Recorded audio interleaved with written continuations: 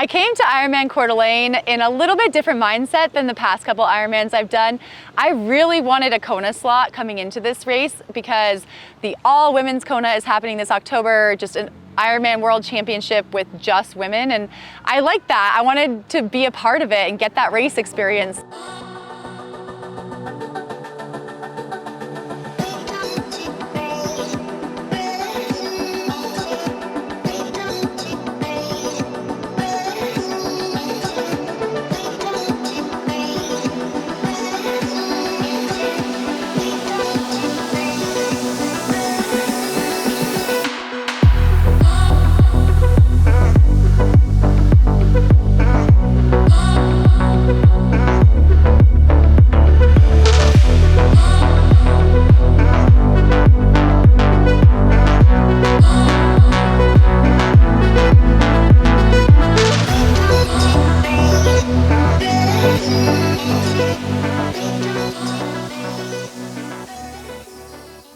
I came to Coeur d'Alene hoping to qualify. There were 3 slots for the pro women, and I thought I had a good shot. And so on race day, I started the swim, and I love swimming here. The lake is just beautiful, and it was a 2-loop swim, which kind of helps break it up a little bit. There was a little bit of chop headed out, which I actually liked because I know that if it's a little challenging for me, it's probably even harder for my competitors.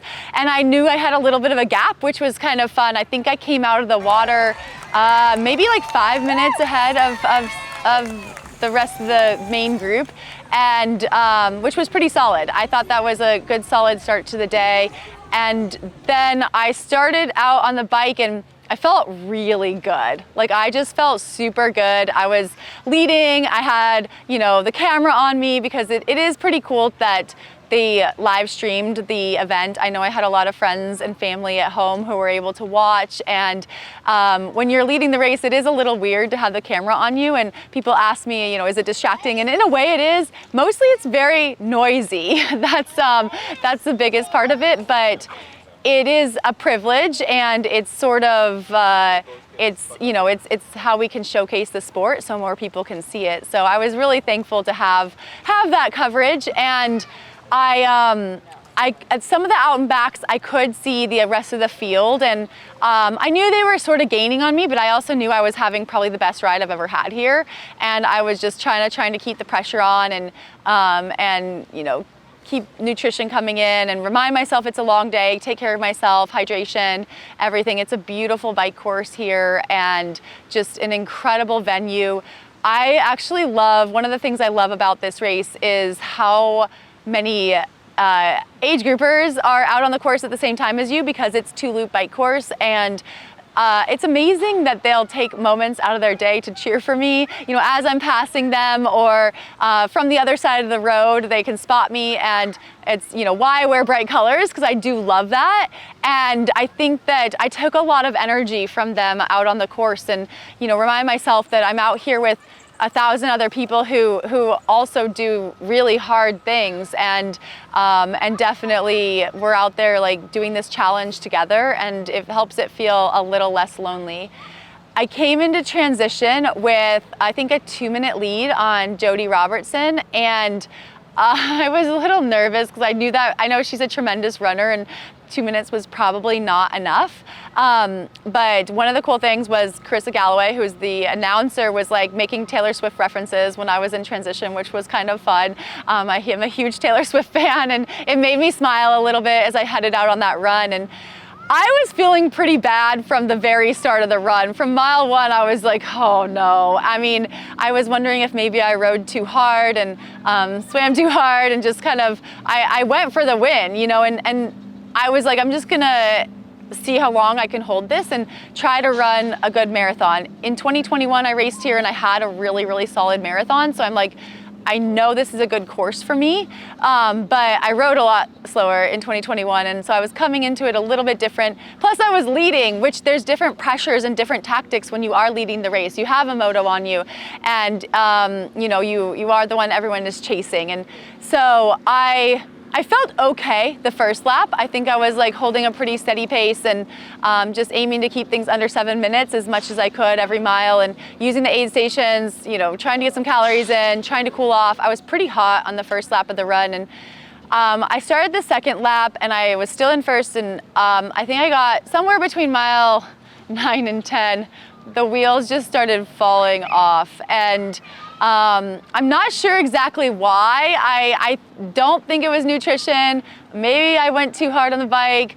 Maybe it was mental. I was just kind of in this like moment of despair, but the moment lasted like 10 miles. So it was rough. I didn't think I was gonna finish. Like I really didn't think I was gonna finish. It wasn't so much about getting caught. It was just about like, can I run another 16 miles? And in that moment, no, I didn't think I could. And what kept me going was the spectators, the crowd support, and even people in the race cheering for me. The volunteers at the aid stations were cheering for me.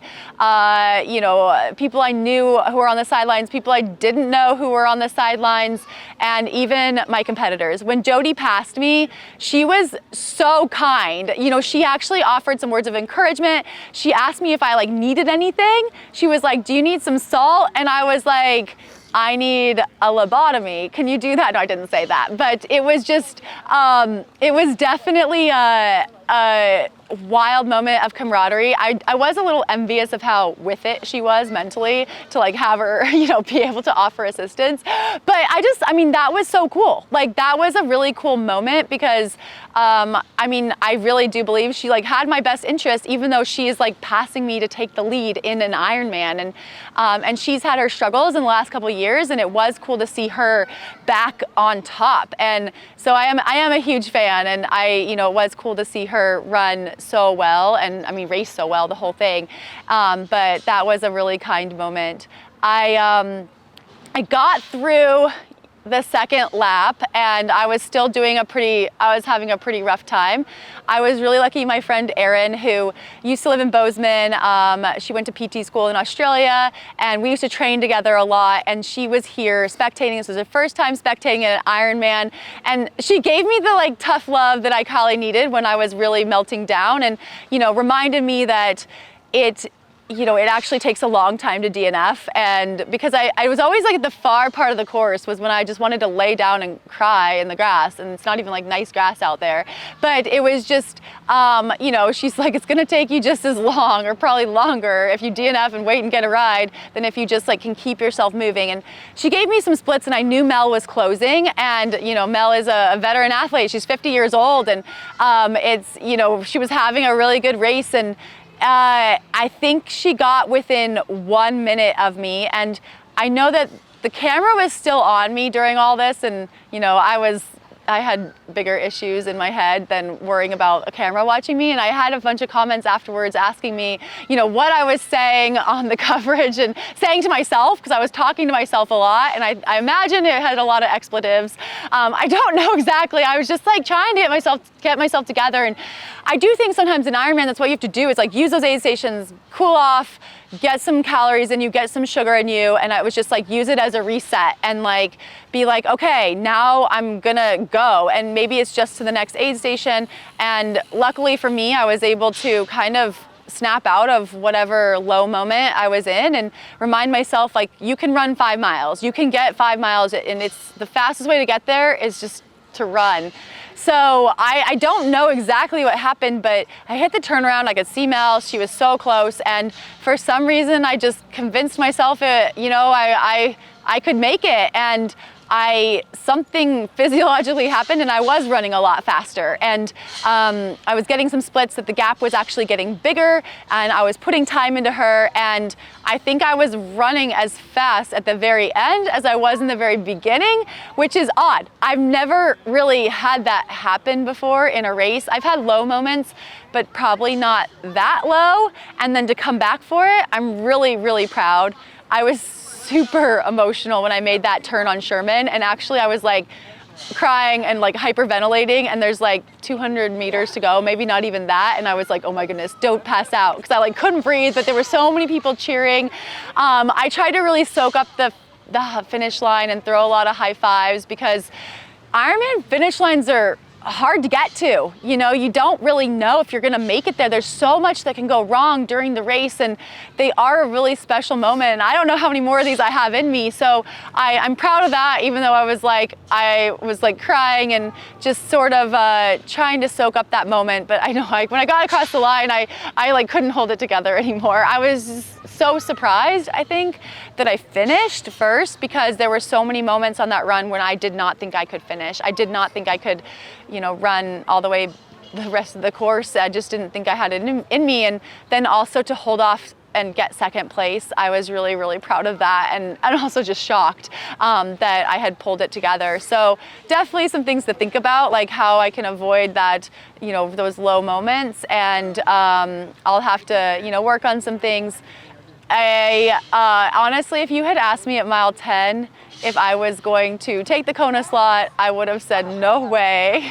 I do not want to do this ever again, especially not hotter and windier, and you know, it's just, I know how hard that race is, but I did end up taking the slot. You know, I talked to some people after the finish, and they reminded me, you know, Ironman's hard. It is hard, and that all women's Kona is going to be a really, really incredible experience. And I do want to be there, and I have some time to recover and train a little bit more, and hopefully get myself into a good situation to have a good race in Hawaii. So that's probably, you know, my next major objective for the rest of the year. And I'm so thankful for everyone who cheered for me near and afar. I know that a lot of people were watching the coverage, and yeah, something clicked, something worked. So maybe it was just like the good vibes coming from everyone, and got me to that finish line. So thank you for the cheers, and thank you for watching, and congratulations to everyone who raced in Coeur d'Alene, because